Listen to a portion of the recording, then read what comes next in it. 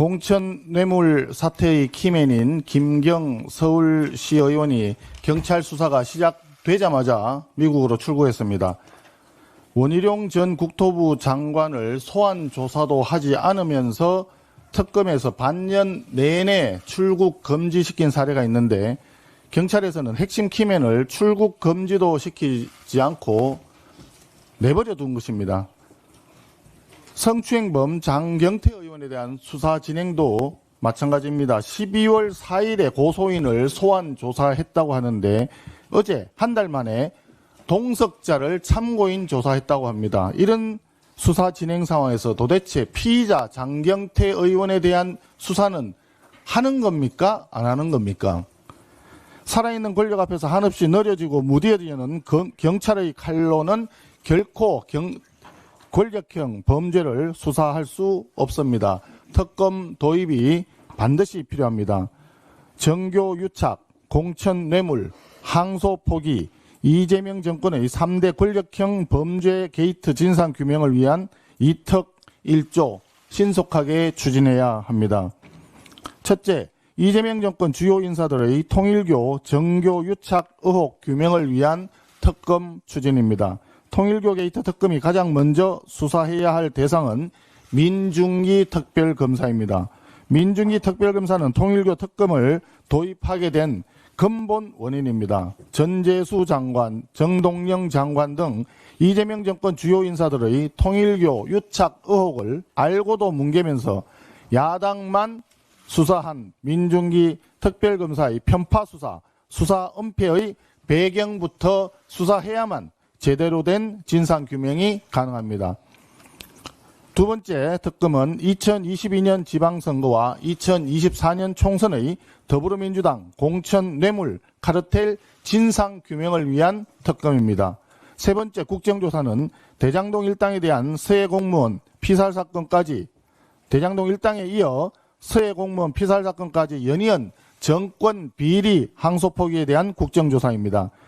항소 포기 국정조사 실시는 전임 원내대표의 약속이었습니다.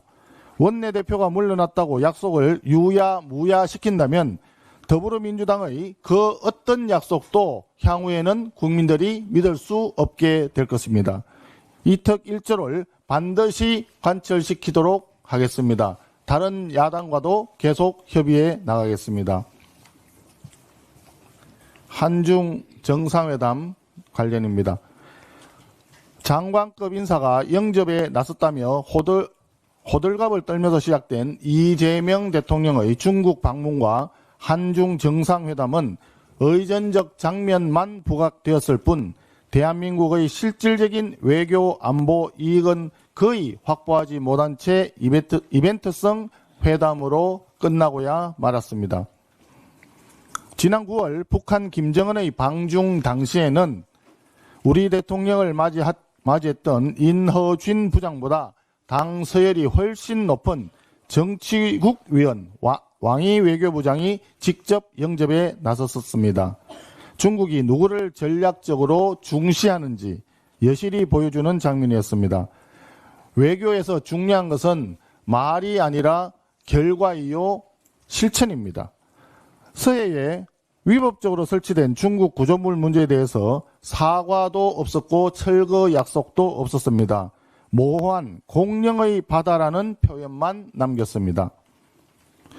북핵 문제입니다. 이재명 대통령은 한반도 평화를 언급했지만 시진핑 주석은 영내 평화라는 말로 핵심적인 논점을 피해버렸습니다. 한한령 문제 또한 유감 표명조차 없이 상황을 보며 논의하자는 기존 입장만 되풀이했습니다. 중국 측은 오히려 우리에게 올바른 전략적 선택 운운하면서 한미동맹과 한미일 협력이라는 우리의 핵심 안보축을 흔들려는 의도를 비쳤습니다. 정부가 성과처럼 내세우는 다수의 MOU 역시 구속력 없는 선언적 합의에 불과합니다. 중국의 기술 침탈, 중국인의 통신망 해킹 사건, 알몬김치로 대표되는 중국산 식품의 안전 문제, 무비자 입국 중국인의 불법 체류 등으로 이미 국민의 일상이 위협받고 있는 상황에서 실질적인 안전장치 없는 협력은 국민 안전에 대한 우려만 키울 뿐입니다. 국제정치는 선의가 아니라 힘과 계산의 영역입니다. 냉혹한 현실을 외면한 채 막연한 선의에 기댄 저자세 굴종 외교는 위험한 몽상일 뿐입니다. 결국 이번 회담은 중국으로부터 편을 잘 고르라, 다시 말해서 줄을 잘 서라는 경고만 듣고 돌아온 회담으로 평가절하될 수밖에 없습니다. 손자병법에 전쟁을 잘하는 자는 요란한 공을 세우지 않는다라고 했습니다. 이재명 대통령은 지금이라도 냉엄한 국제정치 현실을 직시하는 책임 있는 외교로 자세를 전환할 것을 강력히 촉구합니다. 이상입니다.